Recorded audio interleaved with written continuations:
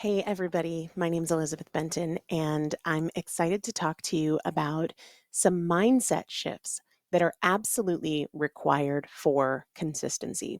A lot of times, we approach consistency from the standpoint of willpower or discipline and willing yourself to adhere to your chosen strategy.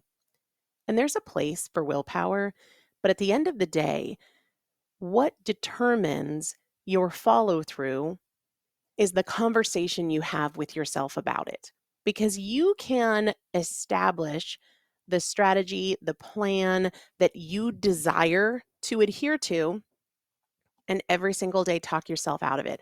Oh, I'll start tomorrow. I didn't get much sleep. I'm really tired. I'm overwhelmed. I don't even care. This one thing won't hurt.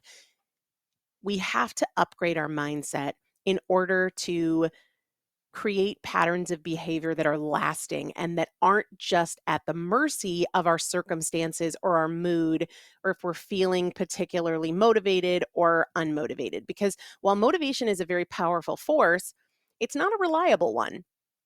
As with any other feeling, it's going to naturally ebb and flow. That is not a problem. There is nothing wrong with you if you have seasons of high drive and seasons of low drive.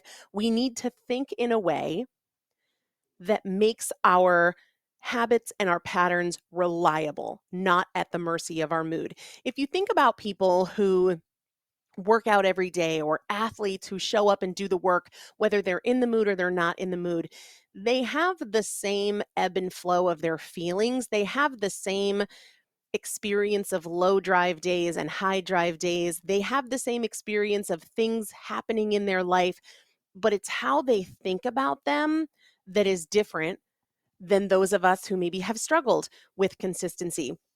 Have you ever watched a horror movie and when they run upstairs to escape the attacker, you're like, oh my gosh, why do they always go upstairs? That's the kiss of death, right? A lot of times, that's our proverbial response. We run upstairs. And what that looks like are these stories that lead us to slaughter, right? That keep us from results. This one thing won't hurt. I've been so good. I'll start tomorrow. I'm too stressed. I'm too busy. I don't have time. Those are the equivalent of running up the stairs when the serial killer is coming.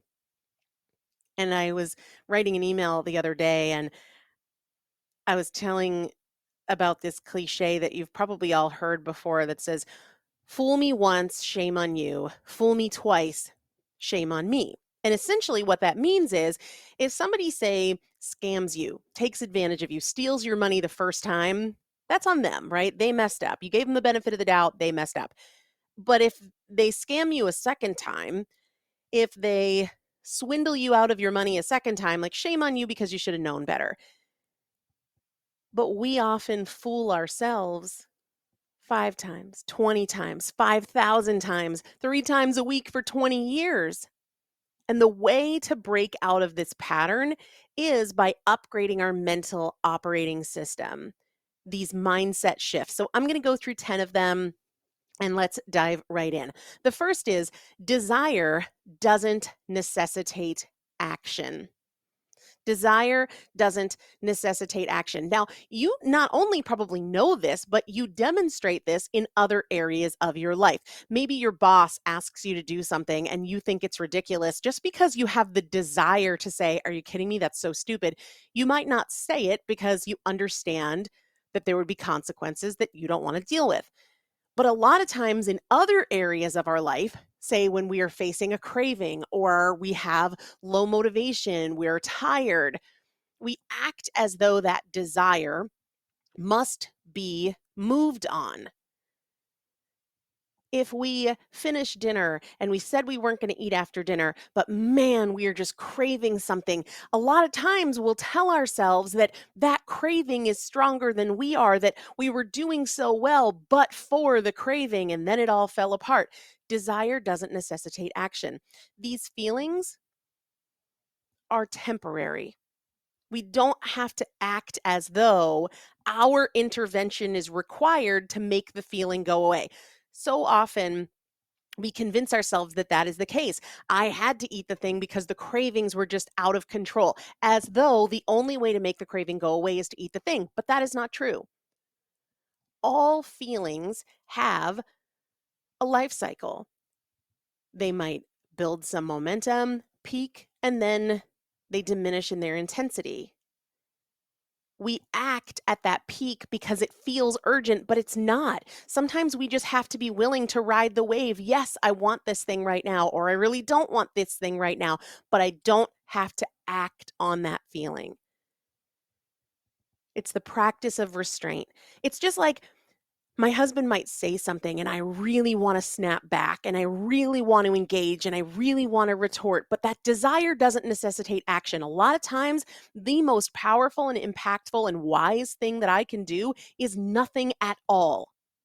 The same is true with my kids. I have a 2-year-old and I have twins who are almost 1, and I don't need to react to everything, even if I want to. One of the most powerful practices is to just wait it out. Wait the feeling out, wait the urge out, because desire does not necessitate action. The next mindset shift that is absolutely required for consistency is that something is better than nothing every single time. Inside the consistency course, we have this conversation a lot because people will convince themselves that the workout they have time to do isn't worth it. It's not enough. Like, oh, I only have 5 minutes, so I can't work out. The 5-minute workout you have time for is infinitely better than the 30-minute workout you don't have time for. The small improvement you are willing to make is absolutely better than the big change you're not willing to make today. One of the things you've probably heard me talk about on the podcast is when I was over 350 pounds and I was initially starting my forever weight loss experience after decades of yo-yo dieting, one of the first changes that I made was a smaller breakfast order at Chick-fil-A, which is a fast food chain. It wasn't too small to make a difference. Sure, was that one change going to be enough to lose over 100 pounds? No, but it was still a meaningful shift. Something is better than nothing every single time. You might not be willing to make some big move in your relationship to improve it, but if you are willing to do this tiny little thing, do the tiny little thing. Little hinges swing big doors. This could not be more paramount as a mindset upgrade. Stop being in the habit of telling yourself that it's not enough to make a difference, and instead embrace the truth that something is better than nothing every single time. This next one is probably my current favorite. Though if you ask me in a year, it might be very different. This is one that I have been talking about a ton with my clients and really working to capitalize on in my own life. There's a book called Fierce Conversations by Susan Scott. And in the book, she talks about how the conversation is the relationship. How intimacy, if we're talking about a marriage relationship, intimacy and security and closeness, those things flow from our conversations, right? If you look at an issue with intimacy, it absolutely is going to tie to the quality or the frequency or the authenticity of the conversations. If you look at respect, that is downstream of the conversation. The conversation is the relationship. When I think about my relationship with my children, the quality of those relationships flows from the conversation. Am I engaged? Am I loving? Am I patient? The conversation is the relationship. This shows up with ourselves as much, if not more, as it shows up with others. If your conversation about food is, I deserve it, this one thing won't hurt, everybody else is doing it, I don't want to miss out, life is short, it's really not that bad, I've been so good, your relationship with food reflects those conversations. If you want a different relationship with food, have different conversations. I used to be the queen of, I'll start tomorrow. I'm going to get it out of my system because come tomorrow, I'm going to do X, Y, and Z. I'm going to eat all of this stuff because then once it's gone, it won't be there to tempt me anymore. And my relationship with food reflected those conversations. Those conversations were not leading me to a successful place with food and food behaviors. So I had to upgrade my conversations. I had to shift from this one thing won't hurt, I'll start tomorrow. I've been pretty good. I deserve it. I had to change the conversation to I have one more good choice in me. Just for today, I can do this, right? Just for today, I can be disciplined. Just for today, I can say no, thank you. Just for today, I can say not this time. Just for today, I can make the disciplined choices. And when those became my conversations about food, the relationship with food changed dramatically. The conversation is the relationship. If your conversation is, I don't have time, I'll do it tomorrow, I'm too stressed, I'm too overwhelmed, and you want different results, you need to upgrade the conversation. What can I do today? Given the time that I have, what options can I capitalize on? What is something I've been putting off that I can take action on today? The conversation is the relationship when it comes to food, when it comes to your partners, when it comes to your kids, when it comes to your fitness. Everything flows from the conversation. Earlier, I was saying when we think about successful athletes or performers, I mentioned that they have the same days where they don't want to do the work. The difference is the conversation they have with themselves about that. I'm doing it anyway. It'll be over before I know it. Let's get to it, and then we can get on the other side even sooner. The difference isn't some superpower that they have. They're not smarter than you. They're not more skilled, except maybe at tennis or singing or whatever their superpower is. Their conversations are different. If you want better results, have better conversations with yourself. Have more honest conversations. Have less dramatic conversations. Have solutions that stem around what you can do instead of what you can't do, because the conversation is the relationship. The next one actually comes from a parenting book that I was reading. As I said, I've got a 2-year-old, and then I have twins who are almost 1, and also have a 13, almost 14-year-old stepdaughter, which is a great opportunity to practice this stuff too. And in this book, it was talking about how a lot of times coming at children from a place of control creates resistance, but coming at children from a place of connection leads to cooperation. If I'm trying to get Roman out the door, my 2-year-old, and I say, put your shoes on now, sit down right here and put your shoes on, and I'm coming from a place of control, chances are he is going to run away and he is going to resist. He's not reacting to anything about the shoes or anything about what we're about to do. He's reacting to the control. But if it's connection, you put on this one and I'll put on this one. Can you hold this while I get your shoes on? Connection and leading with connection often, or more often at least, creates cooperation. This is true with ourselves. Many times we struggle because we're relying on white knuckle willpower, and we're shaming or berating or chiding ourselves into doing something. And then we have this inner toddler that says, oh yeah, no way. Make me, not today. I don't even care. It doesn't matter.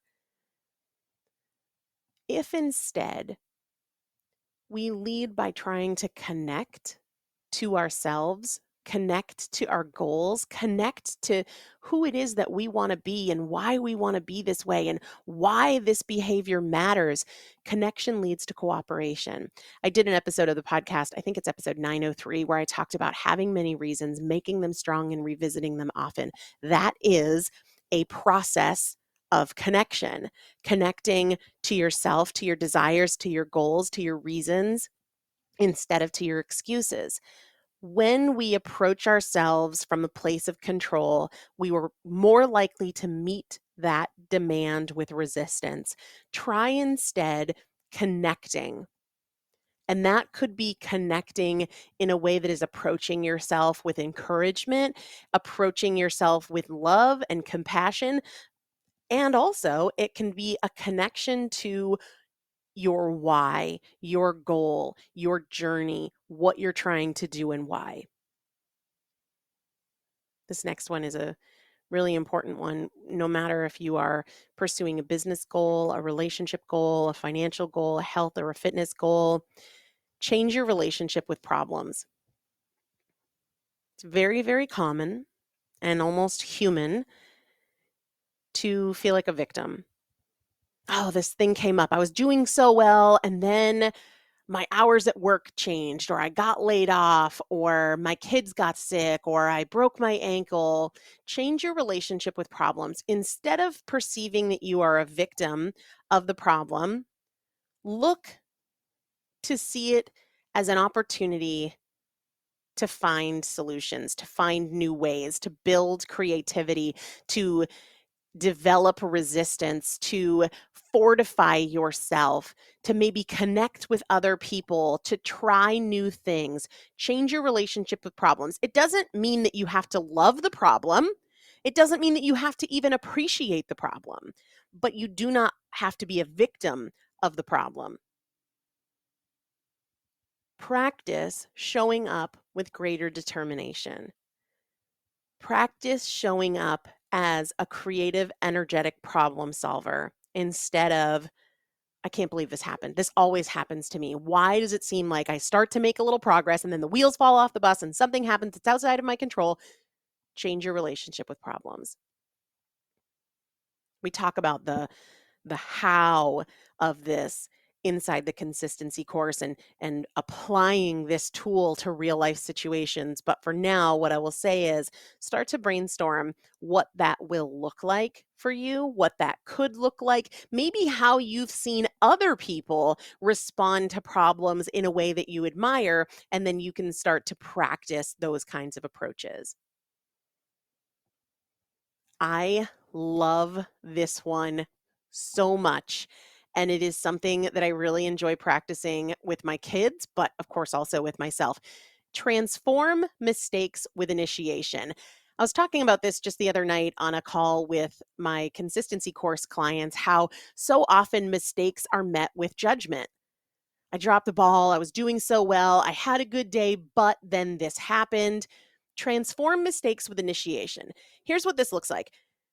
I once read something or heard something, maybe it was in a parenting podcast, could have been in a parenting book, but basically what it was saying is if your child spills their cup of milk, engage them in now we get to clean it up, right? Now we get to get the paper towels out. Now we get to get the mop. Help mom with this. We transform mistakes with initiation by taking action, doing something, not being like, we should be more careful. I can't believe you did that.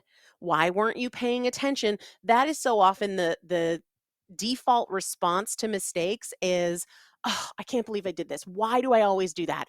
It seems like this always happens to me. Why can't I get it together? That is responding to mistakes with judgment, responding to mistakes with change, with shame. Transform mistakes with initiation. So let's say that you pledged to not have sugar today, and before you knew it, somebody offered you a donut, you said yes, and only after you were 4 bites into the donut, you were like, oh crap, I was supposed to be not having sugar today. Transform mistakes with initiation. Now you get to do something with that. So you can put the donut down. It doesn't have to be, well, I already blew it, so I might as well. How often is that our response? I already blew it, so I might as well have the whole donut. And you know what? Since I have the whole donut, I might as well go get that mochaccino or whatever it is. Transform mistakes with initiation, stepping in, making a change, taking action. I make mistakes in business all the time. I think it's just a part of being a business owner, or really being a human. I make mistakes all the time. Instead of throwing my hands up, feeling disappointed in myself, it becomes, what action am I going to take? What action am I going to take in either learning or creating the solution or putting something in place so that I don't make this mistake again? Transform mistakes with initiation. The next mindset shift is a really key one for creating consistency And it is that standards save time and pre-frame success.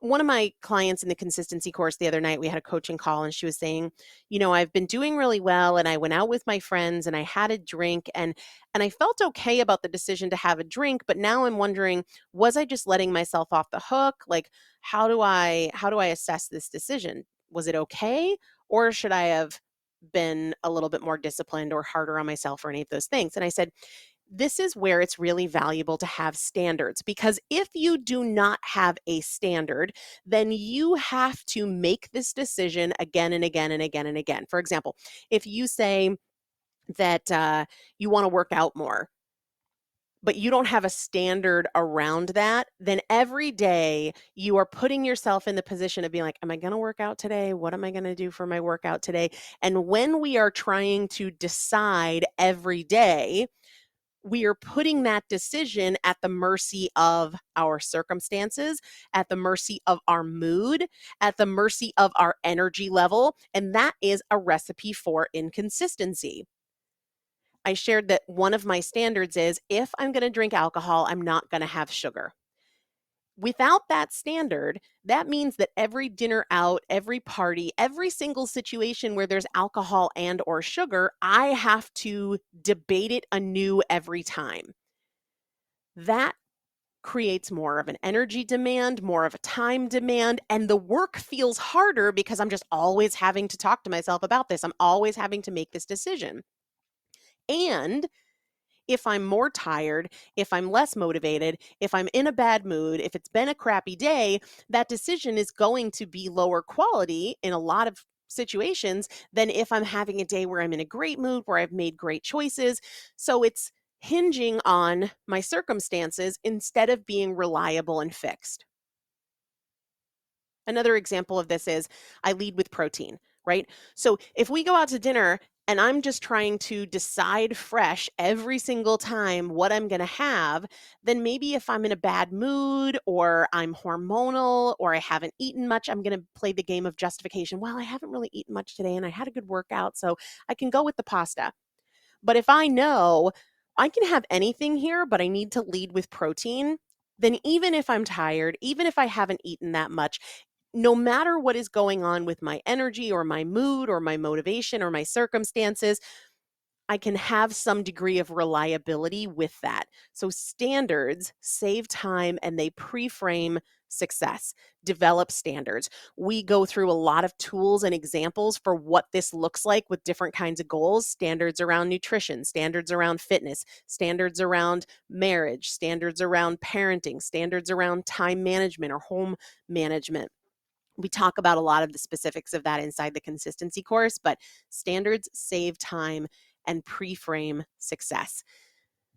Couple more standards here, or mindset upgrades here for creating consistency. And the next one is shrink the vision.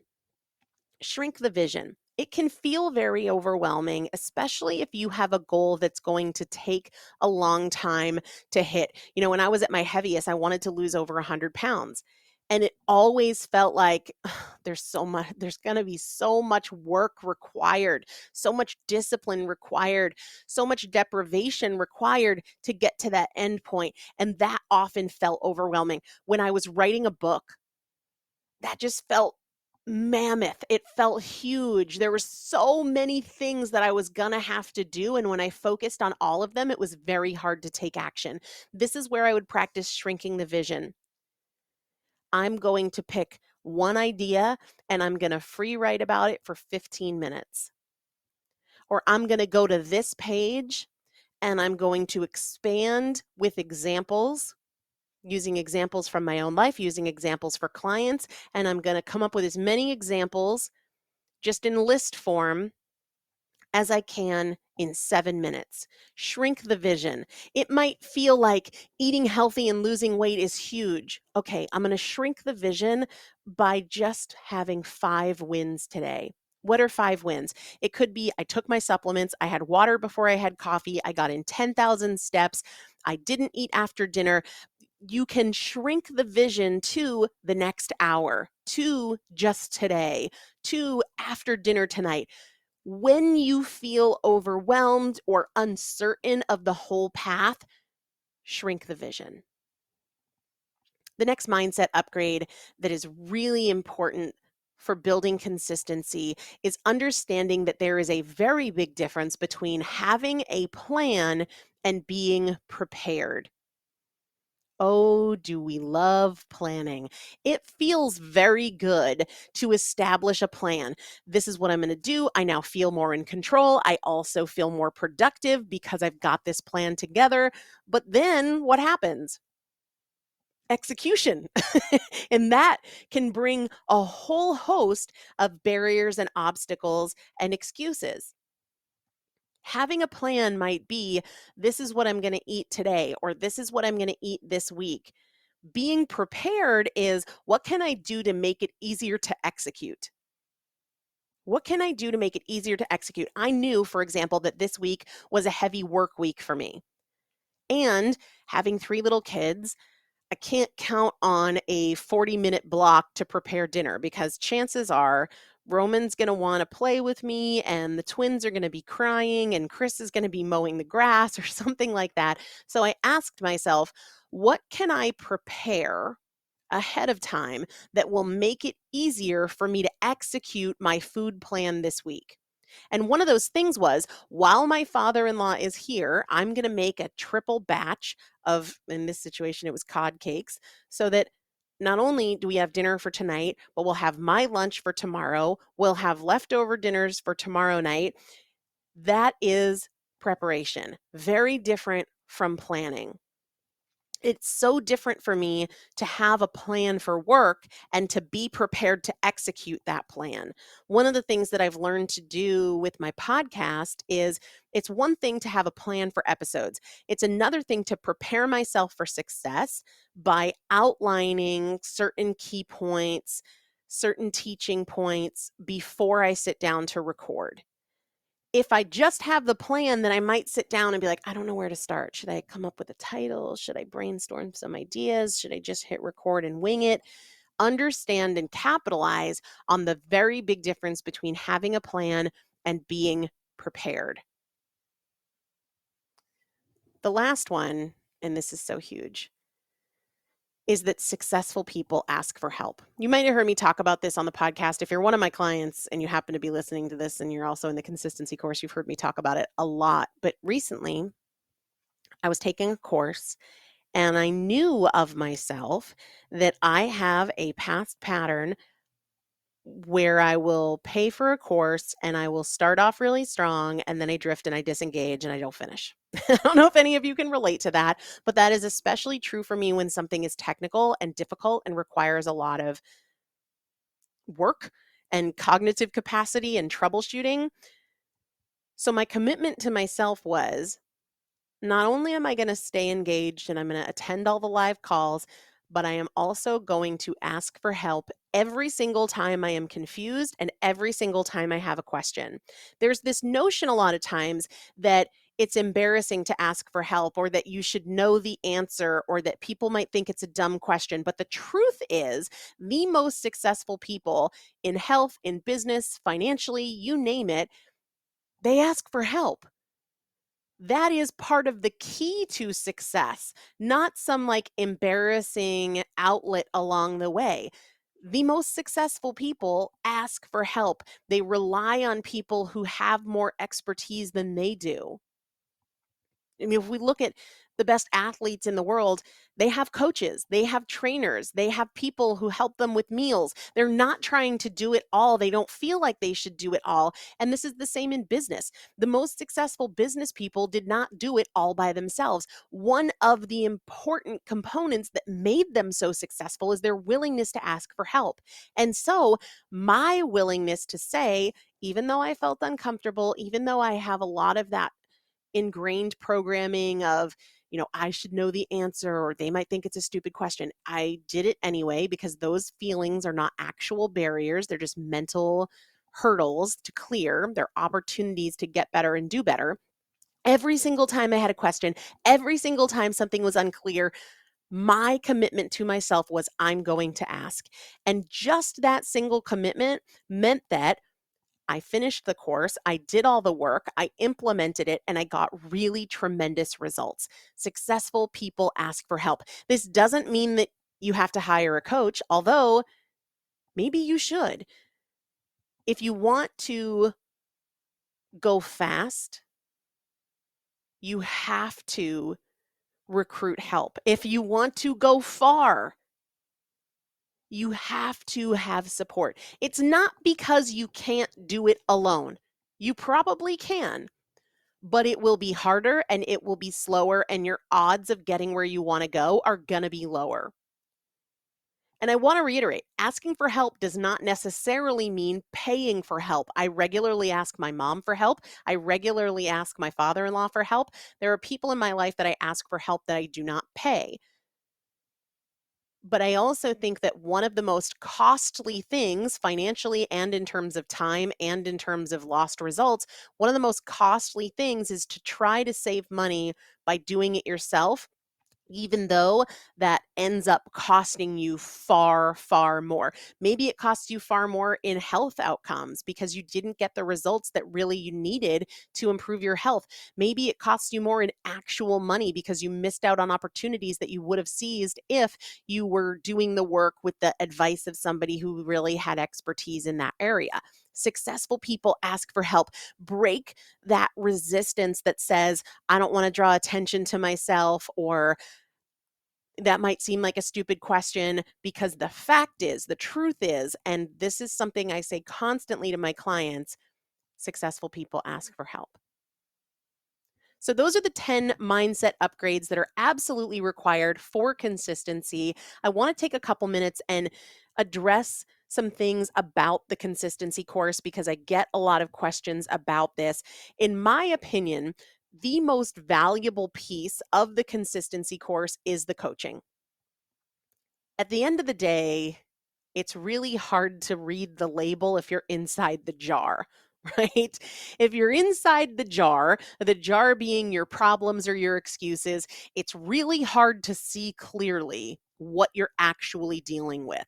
And there is a tremendous amount of value to being able to say, this is where I'm at. This is what I'm struggling with. I was trying to do XYZ, but this is the excuse that I'm making. I made a plan to do A, B, and C, but I'm not following through. Here's how I'm thinking about it. Can you give me some tools and strategies? Typically, inside the consistency course, we do this via coaching twice a month. Right now, we're doing it weekly because people are just in a season of really needing to invest in themselves a little bit more. But on average, we do it, well, I guess the average is more than twice a month, but our baseline is twice a month. Right now, we are doing it weekly. On top of that, there are tools that take the form of video, audio, text, worksheets that help you overcome your stubborn thought patterns and your excuses, the I don't have times, the I'll start tomorrow's, the this one thing won't hurt, the I don't even care, and especially those excuses of I'm overwhelmed, I'm frustrated, I'm in a funk, I'm off track, and I don't know how to get on track. We've built an archive, and I add to that archive every single week. We've built an archive of very specific, tangible, and tactical tools and resources for these things. Because at the end of the day, you can elect a new strategy every single month. You can elect a new strategy 5 times a year. But if you're saying, I don't have time, I'm too busy, I'll start tomorrow, this one thing won't hurt, what's the point? My husband's not supportive enough, you're not going to execute it. So we curate specific, tangible, implementable tools for those things. The other thing that I really love about it is most people struggle with overwhelm. There's so many things I want to improve in my life. I don't know where to start. Or I have this really big goal and there's so many different things I should do, or there's so much conflicting information. Where should I begin? And more often than not, in the face of overwhelm, we do nothing.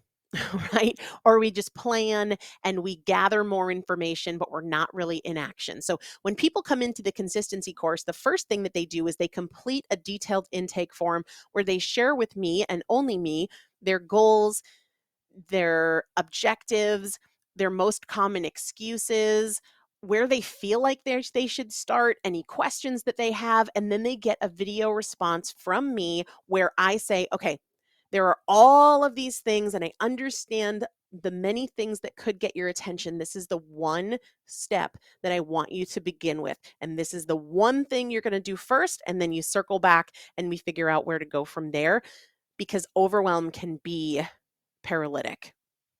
Not only that, it's a really supportive environment in the consistency course. And the truth is that we are the average of the 5 people with whom we spend the most time. And though we can't control our coworkers or necessarily the people who are inside our home, we can be intentional about creating an environment that we exist within that is people who are focused on progress, who are focused on consistency, who are focused on overcoming limiting beliefs or telling themselves better stories about their circumstances. And that environment is a really, really powerful one. Plus, for those of you who are visual, I'm a real visual person.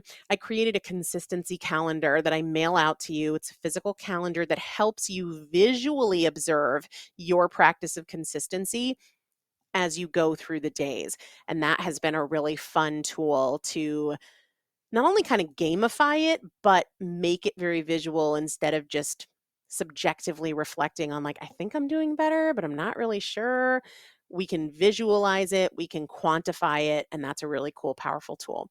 As always, guys, I'm here if you have any questions, if you want to talk about if it's a good fit for you to work with me, or maybe you just want to take these 10 mindset upgrades and work with them on your own. I think that's a totally acceptable strategy as well.